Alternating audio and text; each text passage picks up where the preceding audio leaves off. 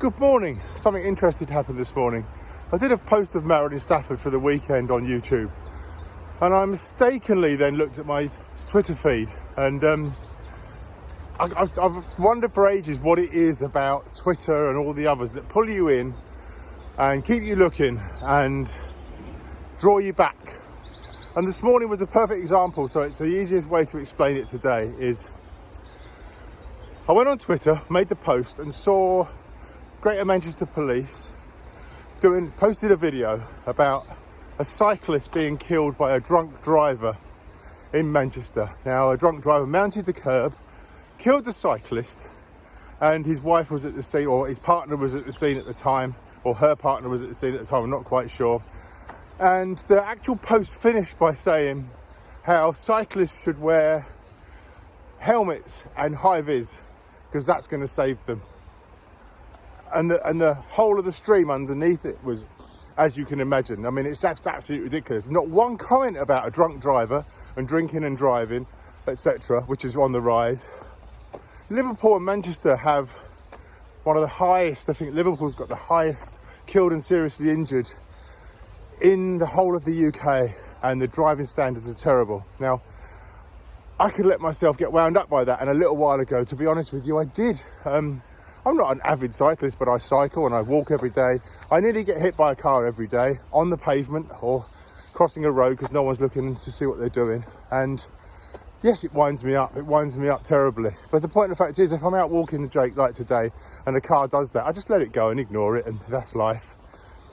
I've just walked down the road as well, and I usually walk past 4 or 5 schools, and as I walk past 4 or 5 schools, the parking and the driving standards are absolutely terrible.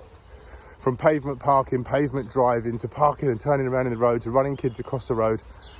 The police aren't interested. Today, the schools are closed. I've seen 3 police cars. It's absolutely ridiculous how no one actually cares. But why am I talking about that? Well, the actual reason I'm talking about it is because for the last few weeks, I haven't even given it any thought. I noticed the odd stupid car, I've noticed the odd stupid parking, and I don't care. But once you go on Twitter and see something and have it reinforced negativity, that's all your brain starts to think about all day, and then you notice more and more and more. It's a bit like going to buy a car and you've never seen one before, and then suddenly when you bought one, there's hundreds on the road. Well, it's exactly the same with Twitter. Once you see some negativity, it just pours it in your head.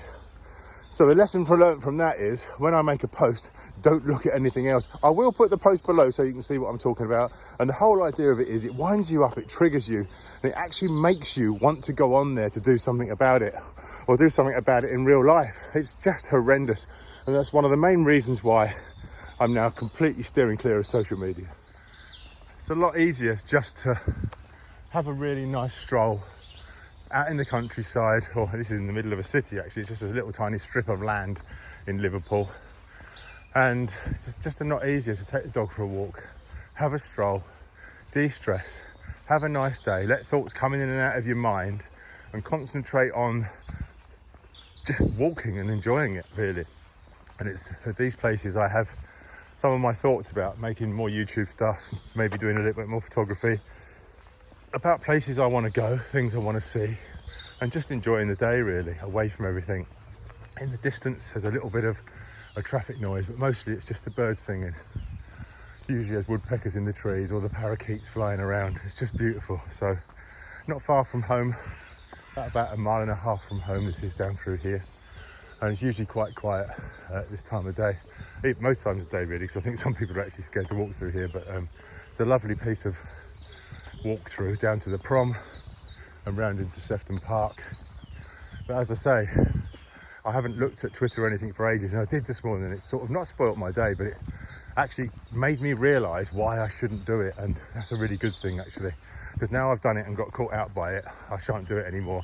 I will put the link below, as I said, because I think you need to see it to see what happens. And as I said, it triggers you, and the whole design of social media is to trigger you and give you negativity and wind you up a bit like media, and drag you in and make you have an opinion. Whereas normally you get up in the morning, you just get about your daily business and you don't have an opinion. Back in the room. So following on from that just little discussion about negativity and social media, God, it's a real difficult one for me. I don't want to go too much about my past at the moment. So it's coming up to Easter. It's Easter week. Most of the kids are off school this week, or Easter weekend, and then in another week most of the kids are off as well after that. And a lot of people are going to spend a lot of time on social media. But hopefully with this really, really nice weather we've got at the moment, and the fact people have been stuck in over the last couple of years with lockdown and everything else, people won't be looking at social media. You probably won't even see this. In fact, I hope you don't see this. Get outside, go and enjoy your families. And if you haven't got one, go for a really, really nice walk. As I've been saying through these videos, I walk every day. I did 10,000 steps a day for 365 days. And I'm continuing to do my daily steps and getting out in the fresh air and getting out and walking. And it's surprising how one little tiny video clip or one little clip in the morning with some negativity on social media can change that. Now, I didn't change it for long, but it makes you think and look at things in a slightly different way. So not only did I make that video this morning, and I'm making this video now, that reinforces my own negativity. Now, there's a great book by Andy Workman called Cavemen and Polar Bears. I'll put the link below. Get it and read it, especially if you're suffering from depression or anything really, really bad mentally where you're in a bit of a negative spiral. It's a really, really good book to read. But let me give you some tips and try and help you with that. So I looked at Twitter this morning because I put a post on, and then the next comment below I noticed one of my friends had commented on a post, which was the Manchester Police post. Now then, I then looked at it, I watched it, I read the comments. So we're talking about one post here. I then went out for a walk. The first thing I noticed was a car parked on double yellow lines on a corner at the end of my own road. The next thing I noticed was a car parked actually on all four wheels on the pavement just around the corner. The next thing I noticed was a car driving almost at me on the pavement because he was choosing to park where I was standing. And so it goes on. I then got round by a hospital where a car came out of the hospital and drove along the pavement towards a lady. I then couldn't actually get past on a piece of road because there was a car actually parked on the pavement in my way. And then I thought back to yesterday where I came over a railway bridge, and when I got to the other side, I couldn't actually hardly get through the gap because a van had parked in the way.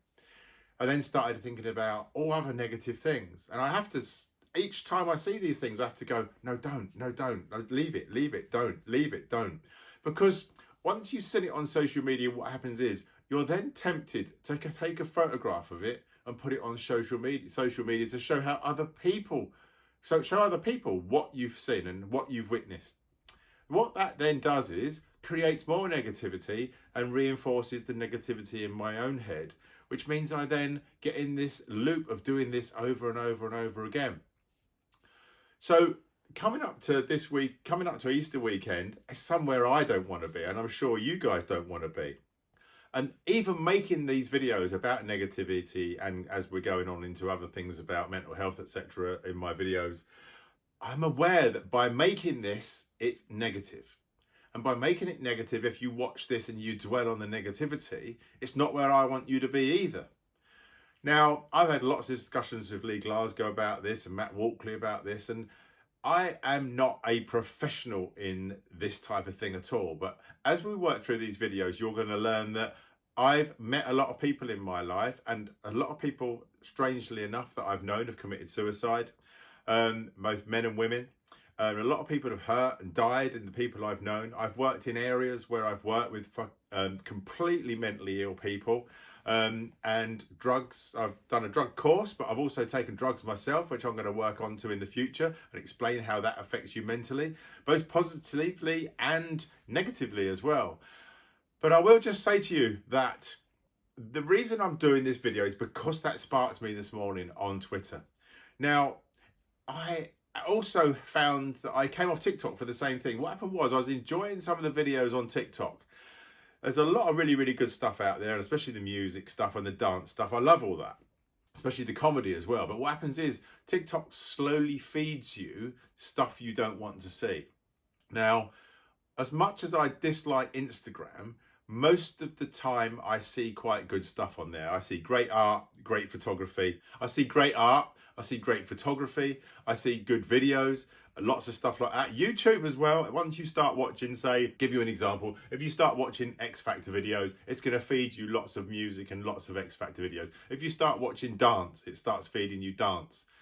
Some of the others don't do that. They don't feed you positivity. Twitter is horrendous at feeding politics, and Twitter is horrendous at feeding negativity.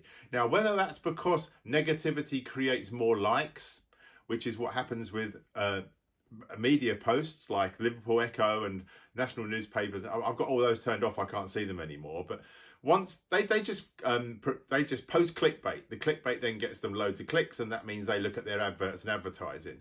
More people will click negativity and post on negativity and create more traffic around negativity than they do positivity. So basically, that's how social media in some of those apps and everything else works. They want to create controversy. They want to create problems. They want me then to go out and photograph all the stuff I've seen out in the day, the people parked on double yellow lines, anything, especially if it's juicy and gossipy. Then I'll go and post it, and that creates more people to look, and more of my friends will look, and it just snowballs and snowballs and snowballs. Before you know what's going on, you're spending all your time, your waking hours before you go to bed, when you wake up, looking at your phone to see if you've got a reply.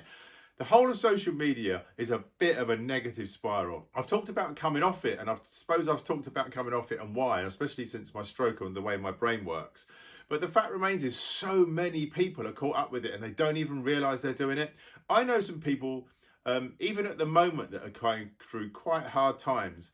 And the problem is, once you sit down with a glass of wine in the evening or something, or a beer, and I don't drink, so once you sit down and have a drink in the evening and then you start getting in this negative spiral and everything else, no wonder your whole mood comes down. No wonder you slip back into depression and depressive thoughts. And the negativity that surrounds social media is absolutely horrendous. I bumped into a lady this morning out walking her dog, and she started talking to me about the politics and the videos she's looking at online. And I said, I don't know why you do it to yourself. I really don't. It's nicer to be out here walking your dog and having a really, really nice day and enjoying the sunshine than it is to be looking at that on your iPad.